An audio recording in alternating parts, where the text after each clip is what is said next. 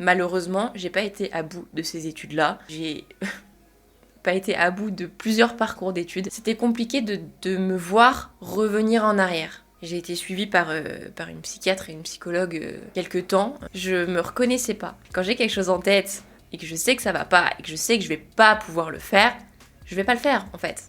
Donc je l'ai pas fait. Je vais vous le montrer. Vous allez mourir d'amour. Hola, j'espère que vous allez bien. Bienvenue dans cette nouvelle vidéo qui finalement officialise mon retour sur YouTube. Ça fait très longtemps que j'ai pas été active sur YouTube. J'ai posté dernièrement le vlog de mon voyage à Miami, histoire 2. Mais cette vidéo, elle va complètement être consacrée aux explications de mon absence et aussi faire une mise à jour sur ce qui s'est passé dans ma vie ces 4 dernières années, je dirais même. On approche peut-être même plus de 4 années d'absence plutôt que 3. Et limite, s'il fallait que je me dise que ouais, ça fait 4 ans que j'ai pas posté sur YouTube, ça fait peur. Cette vidéo, elle va être hyper simple. On est sur un face cam pur et dur, très authentique, très honnête. On va parler de moi finalement. Donc si la vidéo vous intéresse, je vous laisse avec la suite. 1, 2, 3, let's go!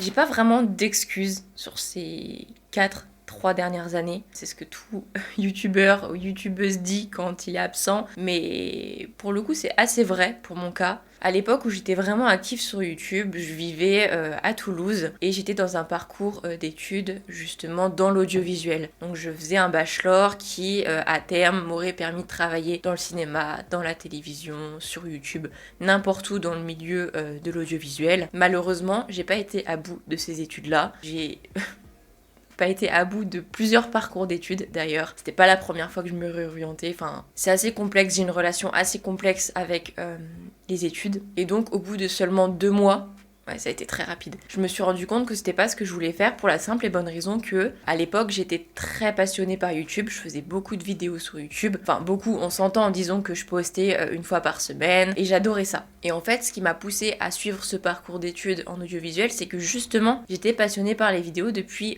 genre X années. Faut savoir que moi, j'ai ouvert ma toute première chaîne YouTube en genre 2014. Peut-être même avant. Parce que cette chaîne-là, elle a été ouverte, je crois, en 2015, mais j'avais une autre chaîne avant. Je crois que je devais être en 5e ou en 4e, donc ouais, on est dans ces eaux-là, 2013-2014. Et je faisais déjà des vidéos que je postais déjà sur YouTube. Ce qui d'ailleurs m'a causé beaucoup d'angoisse, parce qu'à l'époque, j'étais au collège, c'était pas hyper bien vu, enfin en mode c'était très facile de me critiquer sur ce sujet-là. Bon, ça s'est su très tard que je faisais des vidéos, mais ça s'est su quand même, ça s'est su au lycée derrière. Enfin bref, c'était assez complexe à gérer dans la mesure où j'étais assez timide quand même à l'époque. Bon, malgré tout, je m'en fichais un petit peu, donc je l'ai quand même bien vécu ce truc-là. Mais bref, j'ai fait une aparté, je suis partie complètement ailleurs. Mais tout ça pour dire que j'étais passionnée par les vidéos et par YouTube depuis très jeune. Avant même de découvrir YouTube, je faisais déjà des vidéos avec une tablette que j'avais à l'époque. Je jouais à Minecraft sur la tablette, le jeu était gratuit. Je faisais déjà des vidéos, même je jouais au Playmobil, je faisais des vidéos de mes parties de jeux, enfin bref. Donc j'étais déjà dans ce truc-là. Donc c'est pour ça que je me suis dit, ok, bah c'est peut-être ça que je veux faire dans la vie, je veux en faire mon métier, quoi. Mais je me suis vite rendu compte que ça restait une passion que je voulais faire en tant que loisir, et pas spécialement pousser le truc jusqu'à aller travailler dans le cinéma, etc., etc. À l'époque, en plus, je faisais beaucoup de migraines, bon, c'est toujours le cas, mais je me suis dit, j'ai peut-être pas envie d'être toutes mes journées devant des écrans, à faire du montage, etc., etc. Donc en fait, c'est un peu cette excuse-là qui m'a poussée à arrêter ce cursus, de se dire j'ai pas envie d'être sur les écrans toutes mes journées. Au final, c'est ce que je fais aujourd'hui et je suis très heureuse comme ça. Mais à l'époque, j'ai eu cette pensée-là et j'ai pensé de cette manière-là. Donc rapidement, j'ai arrêté ces études-là et je sais pas pour quelle raison finalement, j'ai ralenti YouTube jusqu'à complètement plus poster et après de revenir c'était compliqué parce que j'ai entre-temps perdu la motivation parce que je me suis dit que je voulais pas faire de l'audiovisuel mon métier, donc ça m'a démotivée à continuer YouTube de ce que je faisais déjà à l'époque d'un point de vue personnel, passe-temps, etc. Et du coup j'ai perdu toute motivation, toute envie, toute inspiration de continuer sur YouTube et malheureusement toute cette baisse de motivation n'a pas été facilitée parce que derrière, puisque j'ai arrêté mon parcours scolaire et que j'étais à Toulouse, eh bien j'ai quitté Toulouse et je suis retournée vivre chez mes parents. Donc comme c'était le milieu d'année, je suis rentrée chez mes parents le temps de, entre guillemets, me refaire et de trouver vraiment ce qui allait pouvoir me plaire en parcours scolaire pour reprendre des études à la rentrée suivante. J'ai déménagé, je suis rentrée chez mes parents. C'était compliqué du coup à ce moment-là de reprendre les vidéos parce que j'étais trop contente, je faisais des vidéos à Toulouse, j'avais mon appart, j'avais un petit setup et tout, donc je pouvais faire mes vidéos de manière indépendante et hyper facilement, j'avais personne avec moi, donc c'était beaucoup plus simple pour moi de filmer à cette époque-là. Je voulais pas revenir dans cet ancien décor, c'était ma chambre, et puis même je pouvais pas filmer exactement comme je voulais, il y avait tout le temps quelqu'un à la maison, enfin c'est vrai que du coup c'était compliqué de me voir revenir en arrière, de me dire ok j'ai perdu du temps et là je reviens en arrière en fait. Et donc entre temps j'ai trouvé un taf de nuit en usine qui plus est, qui était assez compliqué d'un point de vue du rythme du coup qui était décalé. Je savais que c'était pas le moment pour moi de reprendre YouTube à ce moment-là. Et donc cette année-là est passée, il a fallu que je retrouve un cursus. Bon, je vais vous passer un peu les détails. J'ai passé un concours d'entrée pour rentrer dans une école de cuisine à Paris qui s'appelle Ferrandi, que j'ai réussi. Donc j'ai été admise le septembre suivant. Et donc je me suis installée à Paris dans un tout petit studio de 20 mètres carrés. Bon, il était incroyable, mais pareil, j'ai pas du coup eu la possibilité de reprendre YouTube parce que j'avais pas de place déjà, je voyais pas où je pouvais me mettre pour filmer mes vidéos, j'avais un rythme qui était quand même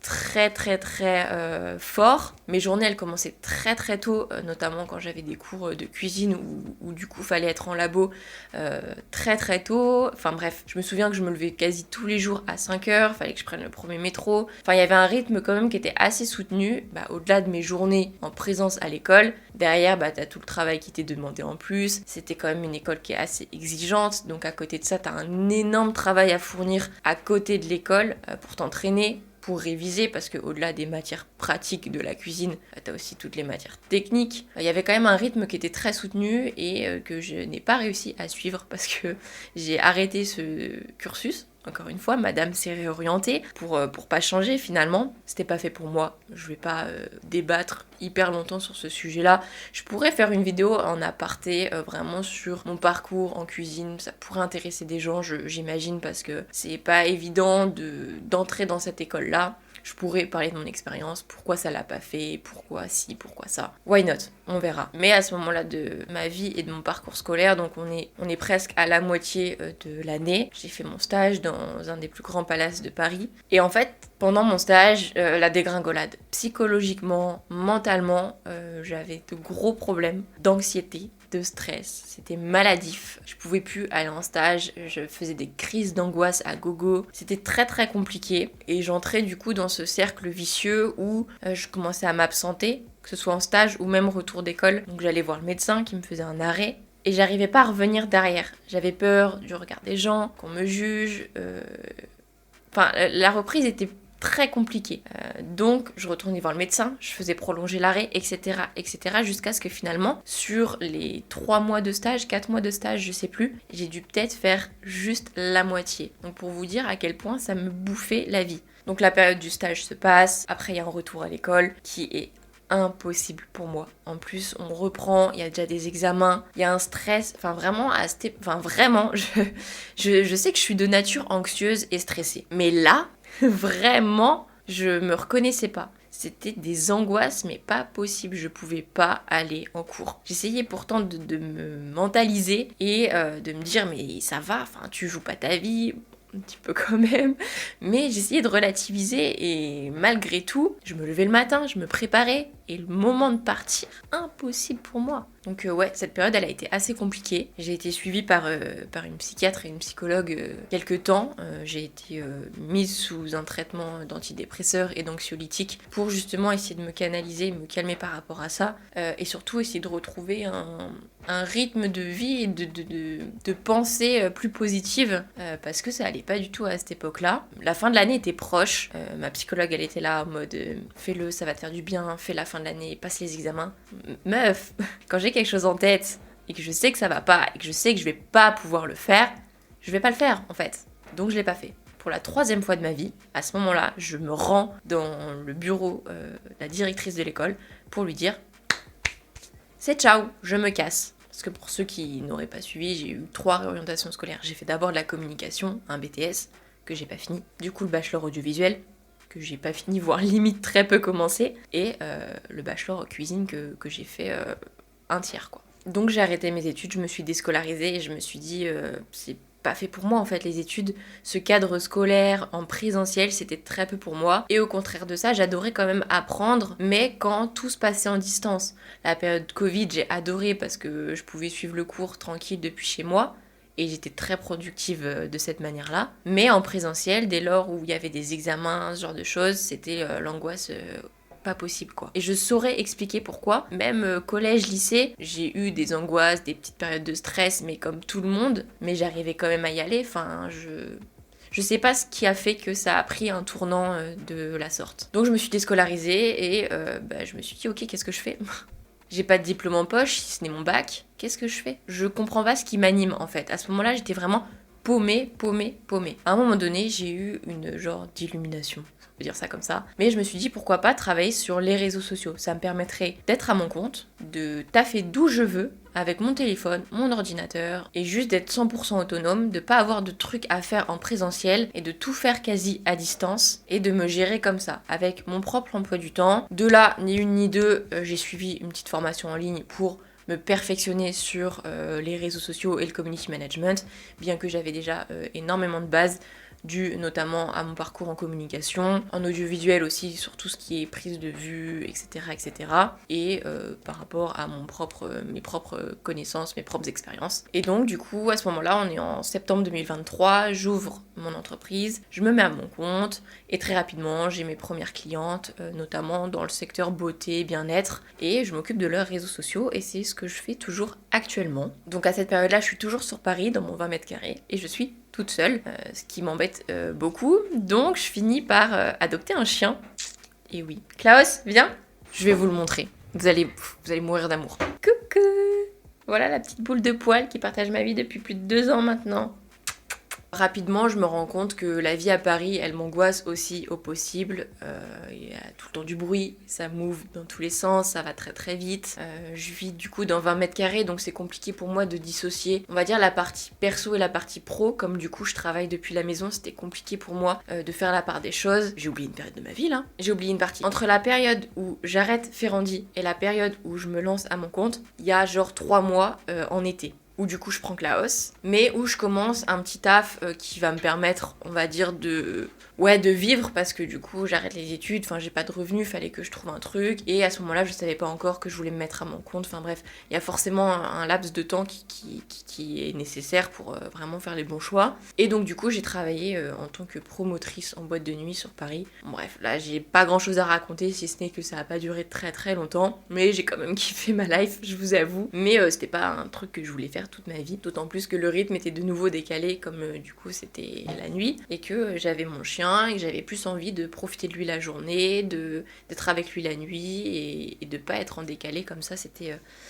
un peu chiant. Et donc effectivement, à partir du moment où j'arrête de travailler en boîte de nuit, je prends un petit taf à mi-temps pour, encore une fois, être à fond avec Klaus. Je me retrouve hôtesse d'accueil dans un cabinet d'avocats sur Paris, encore une fois, j'étais toujours sur Paris. Et c'est à ce moment-là que du coup je me forme au community management en parallèle de ce travail d'hôtesse d'accueil. Et à partir de ce moment-là, à la fin de ce petit CDD, je me lance à mon compte. Voilà, c'était un petit laps de temps, mais quand même c'est important de le souligner. J'ai pas eu de grandes idées comme ça d'un coup. Il a fallu quand même un peu de réflexion. D'autant plus que effectivement ça faisait déjà 3 réorientations. C'était un peu complexe si je me plantais encore en fait. J'avais un peu une pression sur moi de me dire mais c'est fou, faut vraiment que je trouve ce que je veux faire. Enfin j'ai 22 ans à cette époque-là, qu'est-ce que je fais en fait? J'ai pas envie de faire de l'usine toute ma vie et en même temps j'ai envie d'être à mon compte, j'ai envie d'être libre, j'ai envie de pouvoir voyager. Et donc comme je vous le disais juste avant, après finalement Paris m'oppressait, enfin m'a toujours oppressée, mais là encore plus parce que effectivement j'arrivais pas à distinguer trop la partie pro, perso, c'était compliqué, j'avais Klaus en plus, donc j'avais envie de lui offrir quand même un plus grand espace finalement. Donc on a très rapidement quitté Paris, enfin genre j'ai pris la décision vraiment sur un coup de tête, et aujourd'hui on se retrouve à 2 heures de Paris, plus en campagne. J'envisage de déménager prochainement, parce que du coup là ça fait déjà 2 ans que je suis ici, ça l'a fait un temps, mais c'est vrai que je suis un peu loin de tout, et donc d'un point de vue personnel et professionnel, je suis très limitée sur plein de choses. Donc ça l'aura fait le temps d'échapper à Paris, disons. Mais là maintenant, c'est vrai que j'ai quand même envie de changement. Et donc si on parle un peu plus de aujourd'hui, ma situation actuelle, donc je suis toujours community manager. Mais à côté de ça, moi j'ai toujours été sur les réseaux sociaux, Insta, TikTok, etc. J'ai été sur YouTube à une période et donc je reviens sur YouTube. Je me suis aussi lancée sur Twitch en décembre 2024. Ouais, ça va faire 6 mois que je me suis lancée sur Twitch. Je kiffe trop. Ça faisait très très longtemps que... En fait, j'hésitais entre reprendre YouTube ou me lancer sur Twitch. Au final, j'ai décidé de me lancer sur Twitch, qui derrière m'a donné envie de reprendre quand même YouTube pour proposer aussi des formats différents parce que Twitch c'est très bien mais t'es aussi limité en termes de création de contenu parce que c'est du direct. Donc à part jouer ou faire des reacts, ou faire des sessions blabla, peut-être des live cuisine ou des live IRL, t'es aussi limité. Donc c'est pourquoi aussi j'ai envie de revenir sur YouTube pour proposer quelque chose de différent. Et donc si là on doit parler un peu plus de type de contenu qui va se retrouver sur la chaîne. Donc à l'époque je faisais des vidéos un peu face cam, divertissement, des reacts à des animés. Je faisais aussi un peu de vlog, mais très rarement, je voyageais pas énormément à l'époque. Aujourd'hui, et sur les mois à venir, les années à venir, si tu veux, on va être plus sur du contenu lifestyle. Vous verrez, mais plus du contenu style de vie, du coup c'est un peu la traduction. Mais parler de mon quotidien, pourquoi pas aussi faire des vidéos plus food, partager des idées de repas, de recettes, parce que j'adore aussi cuisiner, forcément. Évidemment des vlogs de voyage où je vous emmène avec moi, des concepts aussi de vidéos à faire sur place, des dégustations, découvrir des cultures, découvrir des spécialités. Enfin bref, on verra au feeling et au fil de mes inspirations, mais en gros voilà à peu près la DIA va prendre la chaîne. Et puis du coup sur Twitch, là on est plus sur des reacts, on est sur du blabla, on papote entre nous, on joue à des jeux vidéo, on joue ensemble, enfin bref. Twitch c'est aussi vraiment une safe place où vraiment j'adore le côté interactif, authentique et ce côté un peu plus proximité de la communauté, le fait de pouvoir parler en direct, d'échanger avec vous, ça j'adore. Et YouTube, on sera un peu plus sur des formats, voilà, soit du fast cam, soit je vous embarque avec moi, des formats un peu plus montés, des formats un peu moins montés. Ça sera un petit peu au feeling aussi, je me prends pas du tout la tête, je veux faire les choses avec le cœur, avec passion, avec envie, sans me mettre forcément de pression et de règles, entre guillemets. Donc voilà, je pense avoir fait le tour de ce que je voulais vous dire sur mon absence, pourquoi, ce qui s'est passé depuis et la tournure que va prendre la chaîne. Il y a certainement des points que je vais extraire pour en faire des vidéos plus précises, comme je vous ai dit, pourquoi pas parler plus précisément de mes études de cuisine, donc à Ferrandi, pourquoi pas parler d'entrepreneuriat. J'ai pas parlé trop d'entrepreneuriat, je crois qu'il y a un truc que j'ai pas dit. Bref, on en parlera peut-être dans une vidéo, mais voilà, pourquoi pas parler aussi de l'adoption d'un chien quand t'es jeune. Enfin bref, il y a plein de choses comme ça que j'ai aussi envie de faire sur des formats un peu plus chill, où on est posé, où on discute, et voilà. Mon bébé. Donc voilà, c'est la fin de cette vidéo, j'espère qu'elle vous aura plu. Enfin, je sais pas si on peut vraiment dire ça quand il s'agit d'une vidéo où on papote, mais en tout cas, j'espère qu'elle vous aura éclairé du moins sur le pourquoi du comment. N'hésitez pas, si vous avez une question quelconque, à la poser dans les commentaires. N'hésitez pas à liker la vidéo, à la commenter, même si c'est pas une question. Tu lâches un petit commentaire, ça fait plaisir, ça supporte. Et merci infiniment à tous ceux qui le feront. N'hésite pas à t'abonner, à activer la cloche, ça fait toujours plaisir. Sur ce, je vous souhaite de passer une bonne journée, bonne soirée. Je sais pas quand est-ce que vous regarderez cette vidéo, mais en attendant la prochaine, prenez soin de vous. Des bisous, ciao.